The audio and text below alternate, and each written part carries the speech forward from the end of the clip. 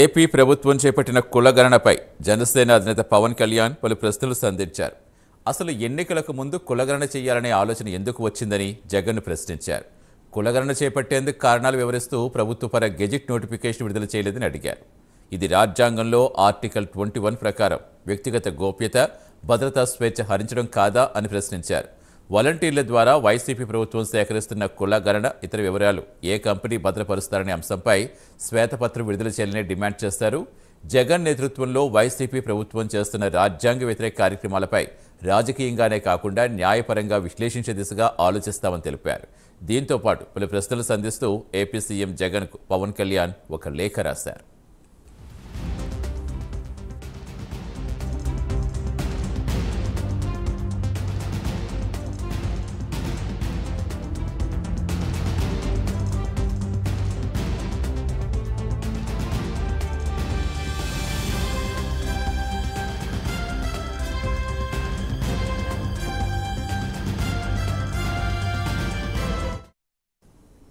ఇక పూర్తి వివరాలు ఇచ్చేందుకు మా కరెస్పాండెంట్ సాంబశివరావు జరుగుతారు. సాంబశివరావు, ఇంకా పవన్ కళ్యాణ్ లేఖలో ఏం పేర్కొన్నారు?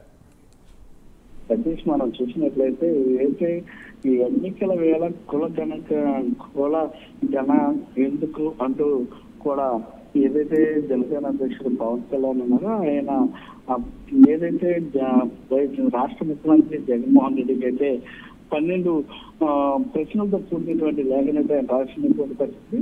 ఆయన మొత్తం మీద ఏదైతే దీనికి సంబంధించి కూడా కులంగా ఎందుకు చేయాల్సి వస్తుంది, దీనికి సంబంధించి ఇప్పటికీ కూడా సుప్రీంకోర్టులో కూడా కొన్ని రాష్ట్రాలు వేసినటువంటి పిటిషన్లు అలాగే ఉంది. దానికి సంబంధించి కూడా ఇక్కడ డబ్బు వృధా చేస్తా కూడా ఎందుకు ఈ యొక్క ప్రయోగాలు చేస్తున్నారంటూ కూడా ఆయన చెప్తూ వచ్చారు. అందులో భాగంగానే కులానికి సంబంధించి వ్యక్తిగత వివరాలు కూడా తీసుకోవడం కూడా తప్పుగా ఆయన ప్రస్తావించినటువంటి పరిస్థితి. ముఖ్యంగా మనం చూసినట్లయితే ఈ కులగణన ఉద్దేశాల మీద ఎన్నికల ముందు ఎందుకు వచ్చింది, రెండవ పాయింట్ గా ఈ ప్రత్యేక కారణాలు వివరిస్తూ మీరు ఎందుకు ఏ విధమైనటువంటి ప్రభుత్వ గెజిట్ నోటిఫికేషన్ కూడా చేయలేదని కూడా అడగడం జరిగింది. ఇది రాజ్యాంగం మా అందరికీ ఆర్టికల్ 21 ప్రకారం చెప్పిన వ్యక్తిగత గోప్యత, భద్రతా స్వేచ్ఛ హరించడం కాదా అంటూ కూడా ఆయన క్వశ్చన్లో పేర్కోవడం జరిగింది. కులం గణ మీద మీ ఉద్దేశం అయితే మరి మీకు ఉపకులం, ఆదాయం, భూమి యాజమాన్యం, కోళ్లు, మేకలు, ఆవులు, గేదెలు ఇవన్నీ కూడా ఎందుకు దీంట్లో పొందుపరుస్తున్నారంటూ కూడా చెప్పడం జరిగింది. బీహార్ ప్రభుత్వం చేసిన కులగణ సుప్రీంకోర్టులో ఉన్న నేపథ్యంలో గౌరవ సుప్రీంకోర్టు తీర్పును ప్రకటించకుండా మీరు ఎందుకు ఈ స్వీట్ ప్రయోజనాల కోసం ఎందుకు ప్రజాధనాన్ని వృధా చేస్తున్నారంటూ కూడా ఇక్కడ క్వశ్చన్ చేయడం జరిగింది. అదేవిధంగా జనగణ ఒక సంక్షిప్తమైనటువంటి ప్రక్రియ, ఇది ఎంతో మంది నిపుణులతో చేయాల్సిన ప్రక్రియను మీ వాలంటీర్తో ఏ అర్హత ఉందంటూ కూడా వారితో చేస్తున్నారంటూ కూడా ఇక్కడ క్వశ్చనించడం జరిగింది.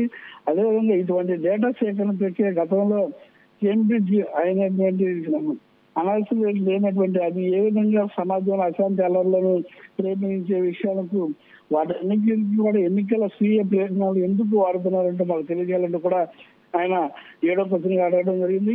8వ క్వశ్చన్ వచ్చేది ఇవన్నీ కూడా మీ అధికార దాహానికి ప్రతీక కాదా, ఒకవేళ కాకపోతే ఇలా సేకరించే డేటా ఏ విధమైనటువంటి దుర్యోగం జరగకుండా మీరు చర్యలు తీసుకున్నారో కూడా చెప్పాలంటూ కూడా ఆయన ప్రశ్నించడం జరిగింది. ప్రజల నుండి డేటా సమ్మతం అనేది మీరు ఎలా తీసుకుంటున్నారు, అందరూ మీ నిర్ణయాన్ని తల ఉంచుతారు అనుకుంటున్నారా అంటూ కూడా ఆయన క్వశ్చన్ చేయడం జరిగింది. అదేవిధంగా ప్రభుత్వ వనరులు, ప్రభుత్వ యంత్రాంగాన్ని స్వీయ ప్రయోజనాలకు వాడుకోవడం దేశ రాజ్యాంగానికి స్వామ్యానికి కూడా తూచిపడవడం కాదా అంటూ కూడా ఆయన ప్రశ్నించడం జరిగింది.